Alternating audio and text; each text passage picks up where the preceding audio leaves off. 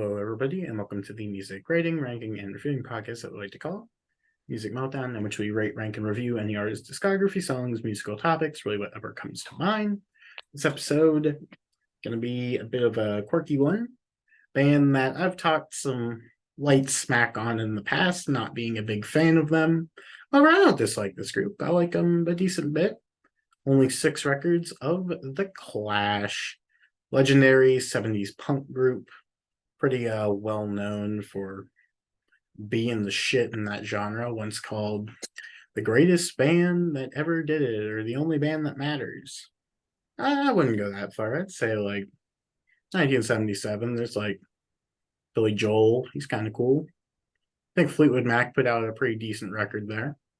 There was some stuff going on in 77 that I don't know.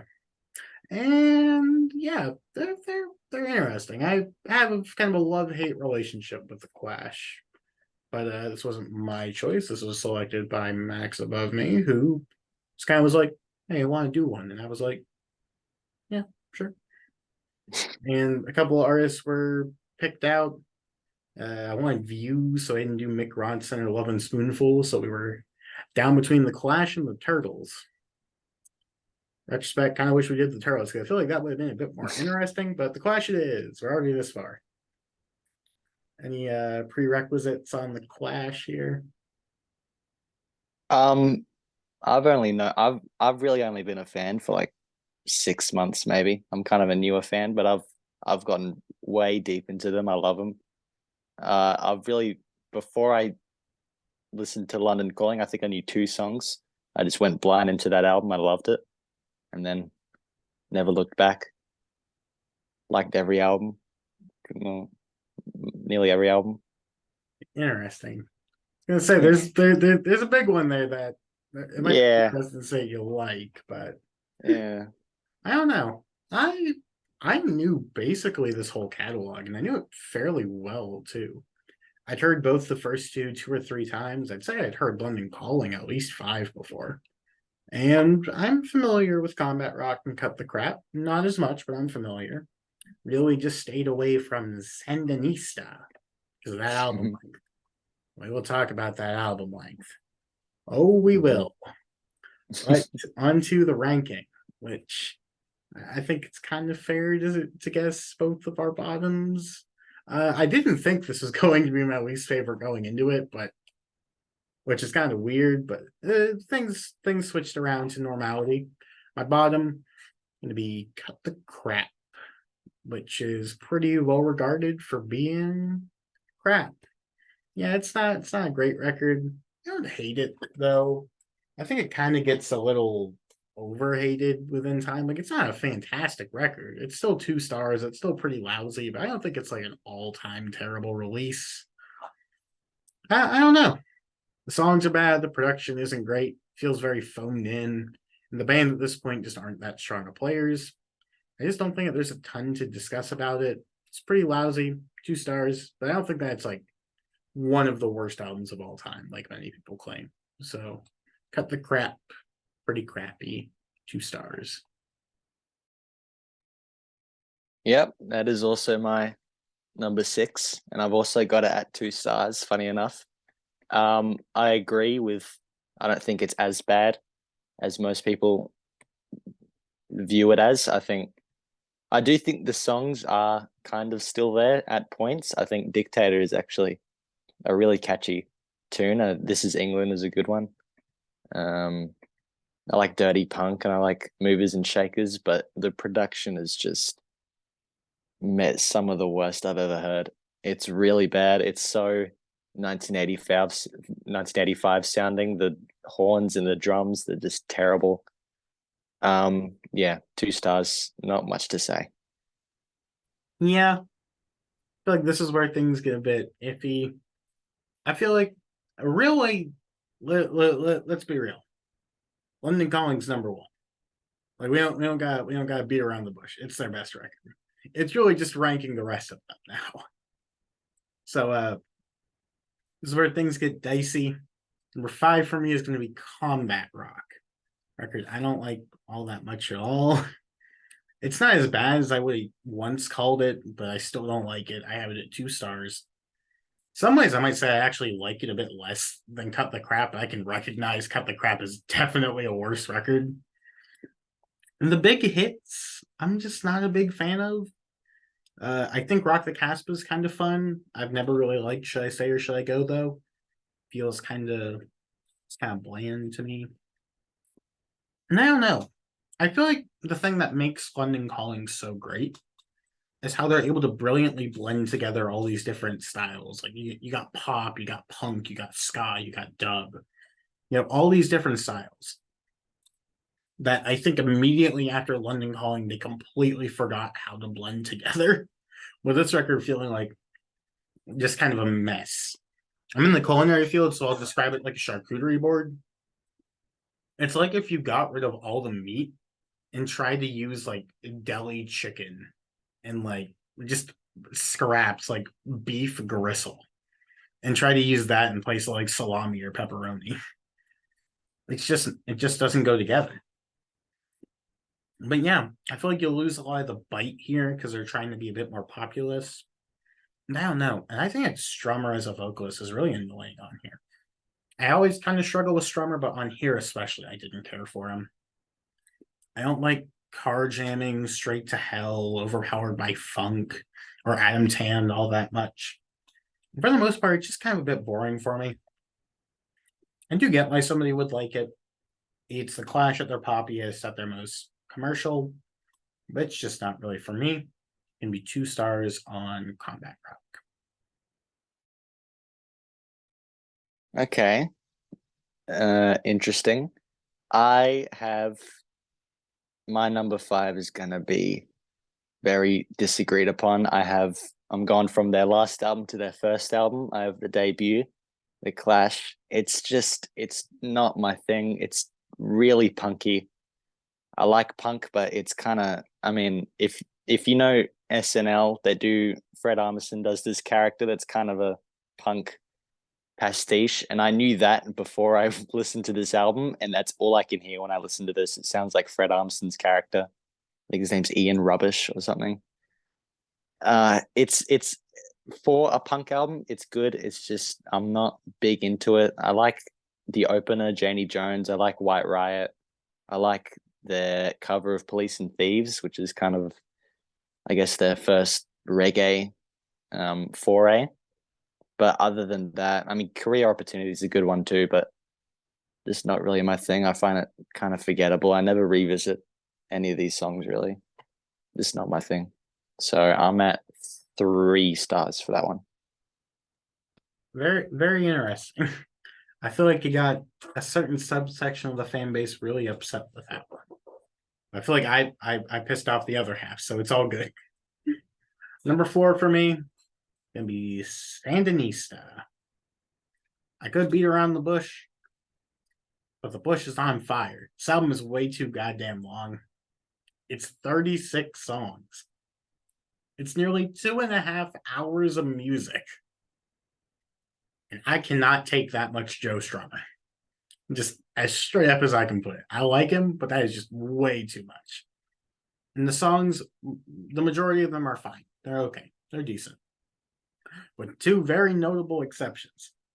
The remake of Career Opportunities is awful. It's so bad. I hate it. With the weird, like childlike vocals, really gross. And I really didn't like Lose This Skin at all. I think the strings sound awful, and the vocal performance there is dreadful. It's just very annoying to me.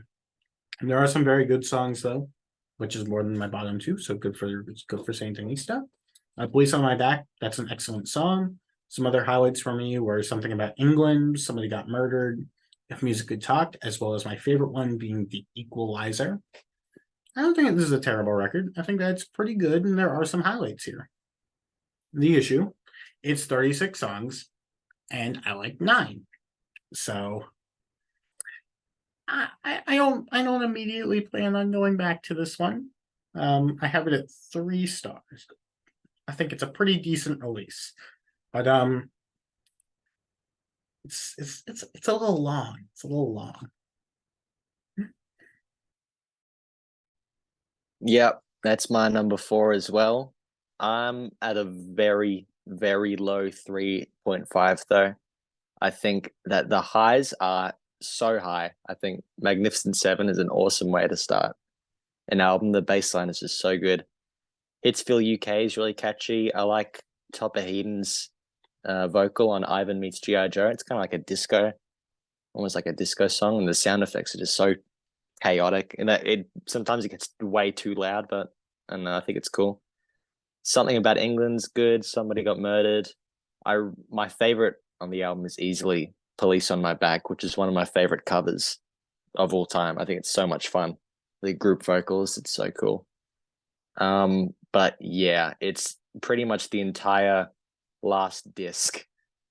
Other than Charlie Don't Surf, I think you can cut all of that. It gets very rough towards the end with all those kind of dub versions of previous songs. It's not a fun listen, and I totally agree. The remake of Career Opportunities is one of the worst things they ever did. It's pretty terrible.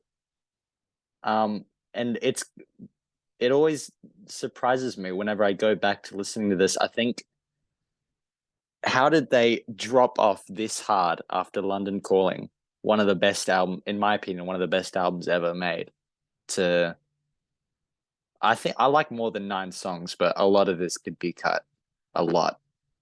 Again, this could be a double album. I wouldn't bat an eye. So Could be a yeah, I'm at single album. 3.5. Could be a single album, and I don't think most people would recognize. Yeah, But no, I do think that there is like some merit to it. It's very impressive what they did. I like the album How cover. Yeah, it's a cool cover. It might be their best Yeah. album cover, but a good cover does not make a great record. But number three for me, I mean, we're talking about all the same records here. I got self-titled uh debut record by The Clash, and I like this one a fair bit actually. I'm going up to 3.5 stars and a pretty high 3.5. The Clash at this point still just a really good band. They have their punk energy with politically minded lyrics, but it's just really enjoyable. It's not like too overtly sort of loud and obnoxious like sort of a Ramones, or too bratty like a Sex Pistols. It hits like a really great balance because you can tell that these guys, well, for one thing, were actually musicians. Like they wanted to do this more than a band like, for example, Sex Pistols, who were kind of just picked out and decided you're a punk band now. There's a sense of authenticity and real passion in this, while you can tell that their roots stem far different from that. You can tell that there's a clear pop influence in a lot of these punk songs, and they get really stuck in your head and they're a blast to listen to. I think Strummer on here is a really electric frontman, and I love how he plays off of Mick Jones, who is my favorite part of the band. Really like Mick Jones. My favorite cuts on here were Remote Control, London's Burning, like you said, Police and Thieves is really good. As well as 48 Hours, I thought was pretty good. I have it at 3.5 stars. I think it's a good album. Still just not really much my scene, not that big into punk, but I think that this one's pretty good. 3.5 stars for The Clash. And probably important to note, I would guess we're reviewing more so the UK version as opposed to the US, which some people say the US version is really good. I don't care. So if you like it, you like it. Do what you need. Yep, well said. I have at number 3, I have Combat Rock at a solid 4 stars. So I'm a lot higher than you are on this album. But when I first listened to it, I would have given it maybe 2.5. I didn't really care for it. But the more I revisit it, the more I realize how catchy some of these songs are. I really like Car Jamming. I think that's such a fun song. Obviously, the 2 singles are great, in my opinion. I think they're both great. I only realized, I mean, I've always known Rock the Casbah, but I never realized that it was pretty much all done by the drummer, which is crazy. Straight to Hell is awesome. I think MIA, Mia, whatever her name is, sampled that song as pretty much the entire instrumental for Paper Plans, which is a great song. This is also a great song.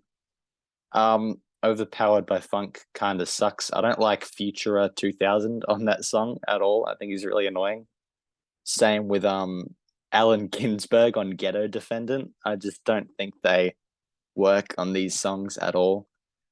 But I think Mick Jones does save this album pretty heavily.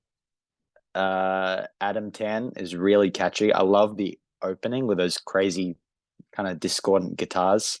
And I really like Inoculated City, which has a middle section where it just cuts to an advertisement for a toilet cleaner. And I don't understand the connection to the rest of that song at all, but I think somehow it works. And I think the closer, Death is a Star, which is kind of like a jazzy duet between Joe Strummer and Mick Jones. I think that's a really nice way to close the album. Um, Also, I don't like Know Your Rights as an opener at all. I think it starts really cool. I think, okay, it's going to be a nice way to open the album, and it goes on and on for like 4 minutes. It just does nothing with the runtime at all. But overall, I do love most of this album, but there's only a couple songs that I dislike. So I think it rounds out nicely to 4 stars. Yeah. Alrighty. I know I'm kind of in the minority with how I feel about that one. So nothing wrong with that. Top two time. I wonder what my number two is. Can we give him enough rope? Come on, it's Clash. Let's not be silly here, people. Pretty much on every level, it's just an evolution to the debut. The band is tighter, lyrically it's sharper, while still having a great punk edge to everything. It's still really short too, and that's really the great thing about those first two records, especially after something like Sandanista, where you hear the opposite end of the spectrum. It's nice that they're just short, sweet, to the point, and everything is really concise. It's just really enjoyable to me. Let's mount up to 4 stars. The highlights for me would be Safe European Home, Tommy Gun, as well as Cheapskates. Not a ton more to add, just a really good punk record. The only thing I'm missing here are some Mick Jones lead vocals, which will get on London Calling, so I'll take them. Yep. Also, my number two, I'm at 4.5 stars. I love this album a lot. I think it's such a great kind of progression from the debut. It's a lot more adventurous, a lot less just straightforward punk. Safe European Home is my favorite Clash opener. I think it's probably a top 5 Clash song for me. I think it's so cool. The way how towards the end everything fades out except for the guitars, and then everything just fades back in, and those drums are so loud. I think that's such a cool song. Tommy Gun is so catchy. Last Gang in Town is awesome. So is All the Young Punks. But yeah, there's a lack of Mick Jones. I think he only has one lead vocal on the whole album, and I think I do miss him. I think he's a very important part to that kind of the poppier songs, and that it does kind of lack. But I do really enjoy every song on here. I think it's really just a fun album. I love the album cover too. It's so kind of gruesome. I don't know what that's all about, but yeah, I'm at 4.5 stars. Give him enough rope. Nice. That being said, who could have possibly foreseen this? Number one, London Calling. It's almost like it's a good album. Yeah, I acted like I wasn't quite as high on this for a while. I had it at 4 stars, but I'm bumping it to 4.5. It's a great album. London Calling, not much in terms of wasted notes on it either. I still just wish Joan got more lead vocals because I really like him as a singer. It's their most eclectic batch of songs mixed in with fantastic performances, and the writing on here is incredibly strong. The opening title track is fantastic. I think Jimmy Jazz is a ton of fun. I love Clampdown. It's hard not to talk about just all of the great tracks on here because it's basically, 17 really strong songs? My two favorites are the more pop leaning tracks, being Lover's Rock, as well as the immaculate closer, hidden track, Train in Vain. There's just not more to say about this album that hasn't already been said. It's truly fantastic. It revolutionized what punk music could be, and it's one of the best of 1979, London Calling by The Clash. Yeah, That's my number one too. Probably the easiest 5 stars I could give an album. I think it's so perfect. Every single song is so good. I could probably recite every note of every song. It's just amazing. I love the opener London Calling as everyone does. Maybe not as much as most people do, but I think just Brand New Cadillac is awesome. Rudy Can't Fail is probably their best reggae um, foray into reggae they've ever done. Spanish Bombs, Lost in the Supermarket is such a great vocal from Mick Jones. He really sells it. Paul Simonon, I think how you say his name, he gets his song Guns of Brixton, which people just love. I love it too. It's such a moody kind of political song. The bass line is so cool. Wrong and Boyo is such a weird tune. The way it starts with they're just playing Stagger Lee for like a minute, and then they suddenly stop and then play a reggae tune. Such a strange song. Coca Cola is I don't know if they're talking about the drink or the drug. I don't. It's cool, but I don't know. Then the Card Cheat. That is my favorite on the album. It's a Mick Jones tune. I think what I read about this song is that they recorded every instrument twice. So the whole piece has kind of like a Phil Spector production to it all. I don't think there's a single guitar on the song. At least I can't hear one. But it's such a nice song. The melody is great. The way it ends, and yeah, I know people don't like Love Is Rock. A lot of people don't. I love it. I think it's such a cool song. Revolution Rock, just the way it never ends. Usually that'd be a downside to the song, but I think it's such a cool way to close an album. But then it ends, and obviously it's not the closer. There's a hidden track, which is like the one of their biggest songs, "Train in Vain," which is just a perfect pop song. I think this is probably one of the best albums ever made. I'd put it in my top 10 of all time. It's one of the greatest new wave albums. I wouldn't even really call this a punk album now that I think about it. I mean, there's probably two or three punk songs on here, like Clamp Down and Death or Glory, and maybe Four Horsemen. But other than that, it's just a perfect pop. I'd call it a pop album, really. New wave, whatever. It's great. 5 stars, easy 5 stars. Nice, nice. It's a pretty decent record. It's got some highlights. Pretty cool with it. But yeah, I like them. I like the Clash. This definitely gave me more of an appreciation that I have for the Clash than I did before. But this is fun to do. Short, sweet, nice episode. I like this. Yeah. Any closing thoughts on the Clash? Um, I just wish they ended with Combat Rock. I wish they ended at London Calling. Fair But enough. no, I think the Clash are a perfectly fun band. If there were to be somebody that had to, I'd say of those sort of first wave punk bands, like the big names, like your Sex Pistols, your Ramones, your Clashes, I'd say they're probably top of the ladder in that regard. So good for them. Good for Yeah, the Clash. they're definitely my favorite. Easy. I'd have to look at who all really qualifies into there. Not too crazy on my punk lore, but I'll get there. That being said, hope that you all enjoyed this short episode, but nice and sweet, keeping to the point. That was the discussion on the Clash. You have a good one.